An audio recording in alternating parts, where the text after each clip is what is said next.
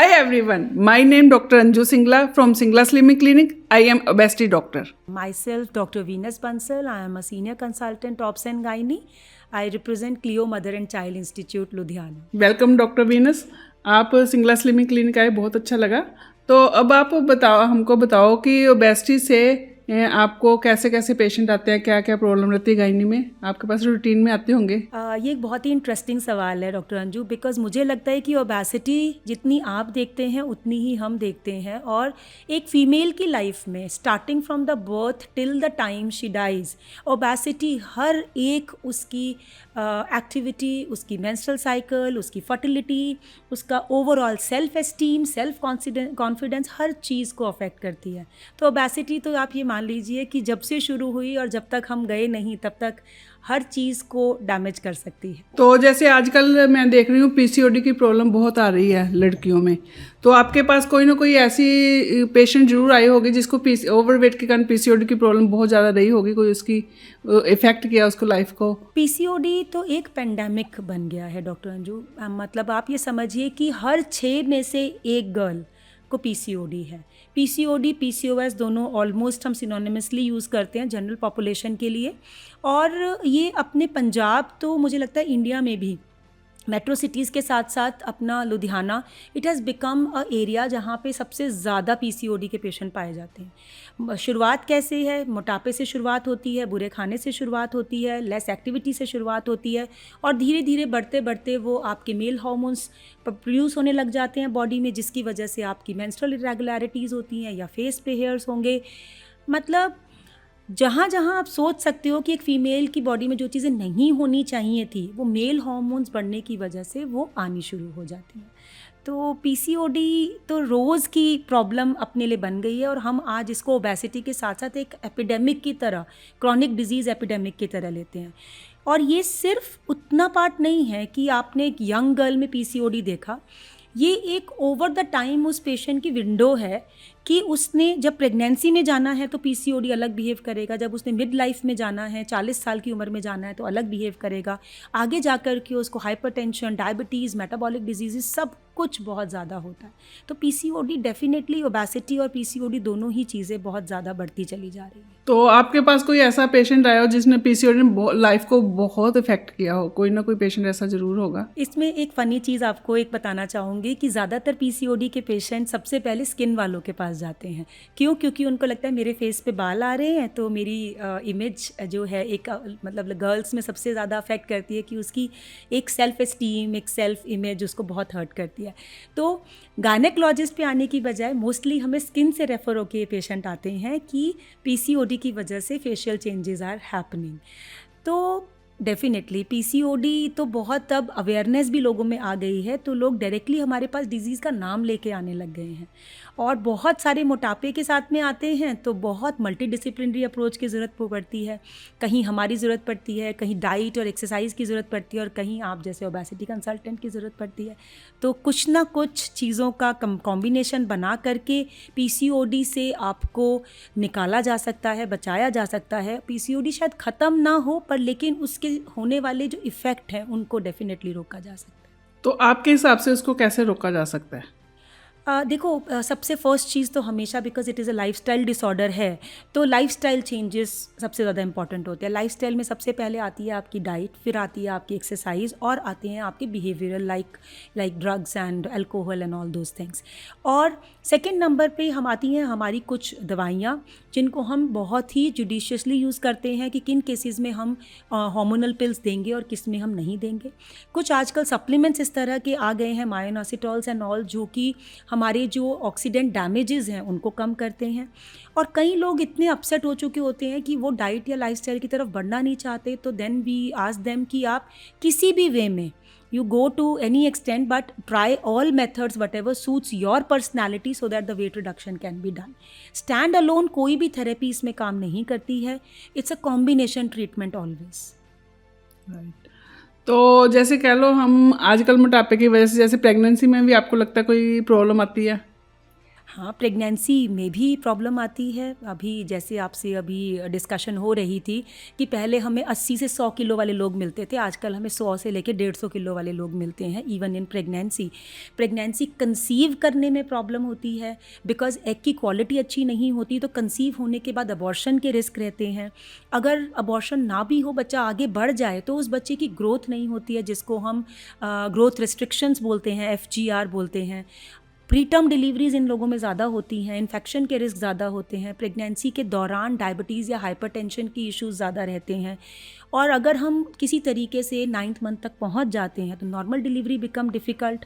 Caesarean अगर करना पड़ता है तो उसकी हीलिंग बिकम्स डिफ़िकल्ट। एनेस्थीसिया देना बहुत मुश्किल होता है, कई बार आपको back centre of the back ढूंढना ही बहुत मुश्किल हो जाता है बिकॉज पीछे बहुत ज़्यादा फैट पैड्स होते हैं। सो उसके बाद अगर जनरल एनेस्थीसिया देना पड़ जाए तो that is also very difficult. Anaesthesia से निकालना is difficult. After delivery, after caesarean, mobility is a difficulty. And then breastfeeding itself, many a times the breastfeeding fails in obese patients. So ultimately कहीं ना कहीं हर step starting from जहाँ से अंडा बनना शुरू होता है और एक बच्चा पैदा होकर के कुछ समय का होता है, वहाँ तक हर स्टेज पर आपकी ओबेसिटी आपके अंदर इस तरह के रॉन्ग हार्मोन्स प्रोड्यूस करती है कि वो आपकी हर स्टेज ऑफ योर प्रेगनेंसी को अफेक्ट कर सकती है। तो आपको क्या लगता है भी जब किसी ने कंसीव करना है तो उससे पहले उनको वेट जरूर कम करना चाहिए, क्या कहना चाहोगे आपको? आपने तो हमारे मुंह की बात छीन ली। अगर हो सके तो हमेशा एक आइडियल वेट पे कंसीव करना चाहिए।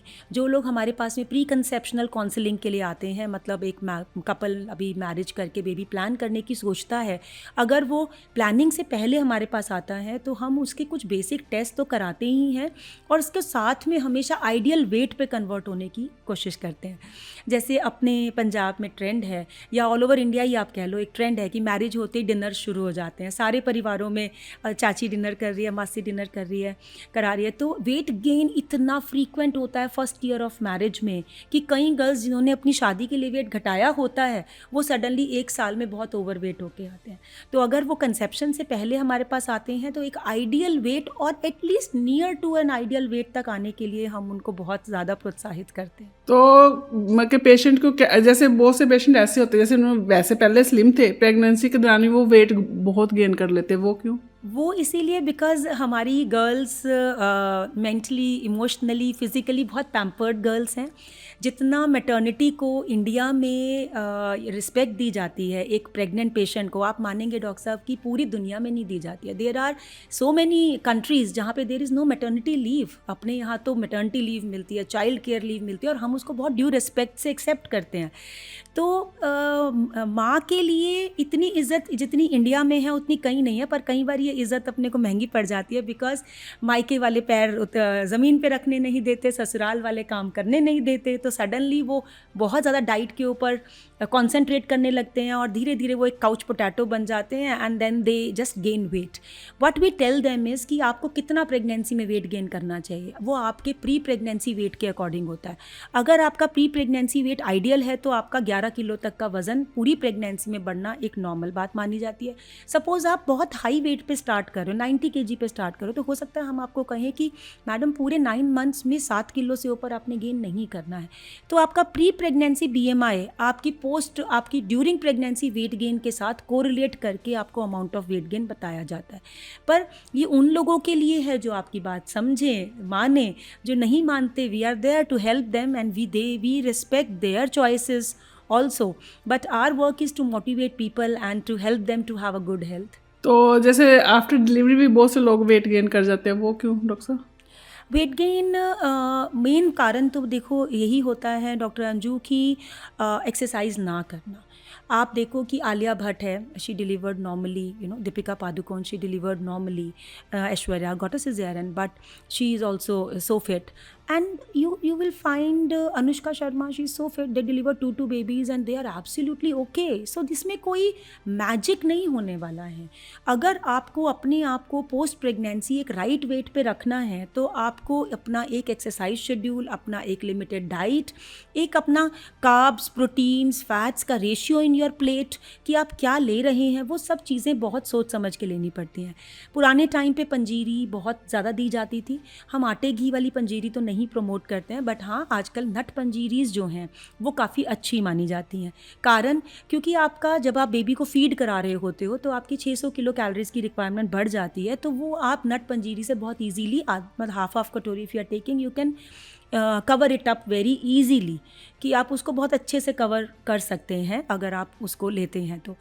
लैक्टेशन ना करना, ब्रेस्ट फीडिंग ना करना अपने आप में एक कारण है आपके वेट के बढ़ने का। ये भी एक मेन कारण है।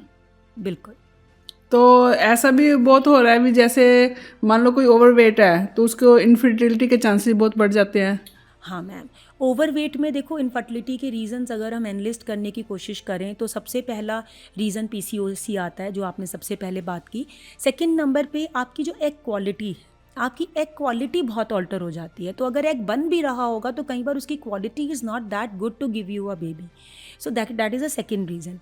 थर्डली, ओबीज लोगों में ऑक्सीडेंट्स जो होते हैं बॉडी में वो बहुत डैमेज करते हैं। There are lot of free radical damage. चाहें या ना चाहें आप और हम डेली 50,000 से 80,000 केमिकल्स को एक्सपोज होते हैं। सुबह से अगर हम शुरू कर लें फेस वॉश से, और जो ब्रश हम करते हैं, पेस्ट हम यूज़ करते हैं, जो लिपस्टिक हम यूज़ करते हैं, या जो हवा में हम सांस लेते हैं, और कोई भी चीज़, जो परफ्यूम हम लगाते हैं, जो खाना हम खाते हैं, जो पैकिंग, जिस बोतल में हम पानी लेते हैं, या जिस पैकेट में हम खाना पैक करते हैं, so we are taking a lot and lot of free radical damage inside us. तो ये अपने आप में ज़्यादा प्रॉब्लम क्रिएट करते हैं, क्योंकि ओबीज पेशेंट में उनकी मात्रा उनकी बॉडी के अंदर ऑलरेडी ज़्यादा है, और ये जो आपके एनवायरमेंटल टॉक्सिन्स हैं ये फिर उनको और फर्दर अफेक्ट करते हैं। और जो हमारा जंक फूड है, जो हमारा फैटी फूड है, फ्राइड फूड है, जो हमारा typical way of taking the junkies, like you take the noodles and all those things, so ये सारी चीज़ें आपको अफेक्ट करती हैं। तो quality of egg and the PCOD, these are the major factors which affect your fertility in the obesity patient।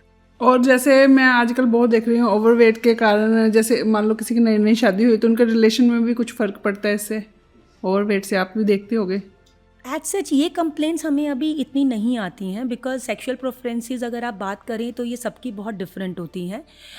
अभी तक के इस तरह की कंप्लेंट्स अपनी सोसाइटी में इतनी ज़्यादा कॉमन नहीं है। बट येस, अगर हस्बैंड वाइफ दोनों ओवरवेट हैं, या अकेला एक पार्टनर भी ओवरवेट है, तो then yes, relationship between them can be challenging because of the physical appearance of them. तो क्योंकि कंसीविंग में भी ओवरवेट के कारण प्रॉब्लम आती है, तो कहीं चलते हैं, कहीं पार्टी में जाते हैं, हर जगह काफ़ी ये कंप्लेंट आ रही है आजकल। तो इस इफेक्ट तो ओवरवेट इन पे भी करता ही है काफ़ी। यहाँ पे एक रोल प्ले करती है मैम उनकी साइकोलॉजी, बिकॉज जब आप जाते हो, आपको आजकल सभी लोग they want to look perfect, party perfect look सबको चाहिए।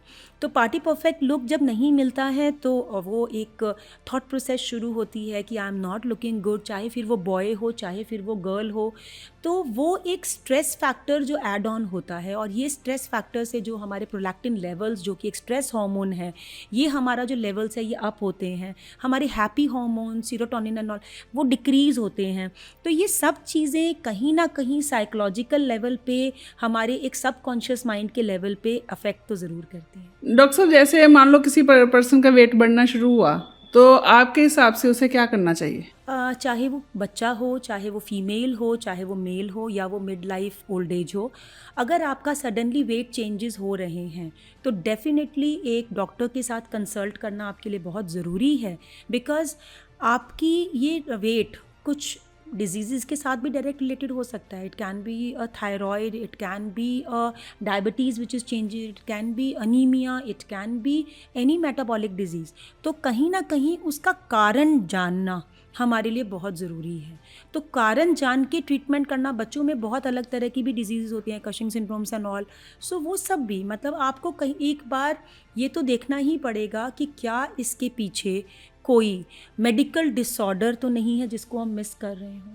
कई बार हम डाइट और एक्सरसाइज के लिए इतना कुछ सुनते हैं आजकल इंस्टा पे या यूट्यूब पे या फेसबुक पे कि हम ये भूल जाते हैं कि पीछे कोई बीमारी भी हो सकती है। It may not be just the diet and the lifestyle, there might be some disease behind it. तो आपके हिसाब से उसका ट्रीटमेंट लेना चाहिए अगर कोई प्रॉब्लम। तो फिर आप अब हमारे दर्शकों को क्या मैसेज देना चाहोगे? मैसेज यही देना चाहेंगे कि वेट को देखो, शुरू से लेकर के आखिर तक हमारी ज़िंदगी में हमारी जो हेल्थ है वो हमारी अपनी ज़िम्मेदारी है। मैं हमेशा अपने पेशेंट्स को ये बोलती हूँ कि जब हम एडल्ट हो जाते हैं तो हम अपनी बॉडी की ही अगर ज़िम्मेदारी ना ले पाएँ तो हम एक घर की, एक बच्चे की या हम एक पूरी कंट्री की हम कहाँ से ज़िम्मेदारी ले पाएंगे। तो सबसे पहली ज़िम्मेदारी आपकी अपनी बॉडी के लिए बनती है कि आप एक राइट वेट पे रहें, आप एक राइट फिज़िकल एक्टिविटी करें। बहुत इसमें कोई मंत्र नहीं पढ़ना है, सिंपल 3 चीज़ें, right diet, right exercise, right time, regular doctor checkup and beating your specialist for the things on the right time, don't delay the things. और आप इनको फॉलो करिए। फॉलो करने के लिए बहुत मुश्किल नहीं होता है, जब आपको रिजल्ट मिलते हैं तो आपको हर चीज़ अच्छी लगने लगती है। And obesity is a real danger to our population, especially the Indian population. So talk to people, whatever way, whatever your personality helps you to talk with. You want to talk to a dietitian, go to a dietitian. You are a gym person, go to a gym. You are not a diet person, you are not a gym person, come to a person who is obesity consultant. If you are still getting issues, definitely doctor से शुरुआत जब आप करते हैं तो आपको right way में हम गाइड कर पाते हैं। And it's a long journey which need to be stayed. आज वेट कम किया, कल फिर से बढ़ा लिया, उससे डैमेजिंग कुछ नहीं होता है। तो एक माइंडसेट से शुरुआत करिए वेट रिडक्शन की, कि आपने जब कम किया है तो मेंटेन भी हमें ही करना है, क्योंकि वेट ने कभी भी रुकना नहीं है, ना 100 पे, ना 150 पे, ना 200 पे, जहाँ भी रोकना है आप ही को रोकना है।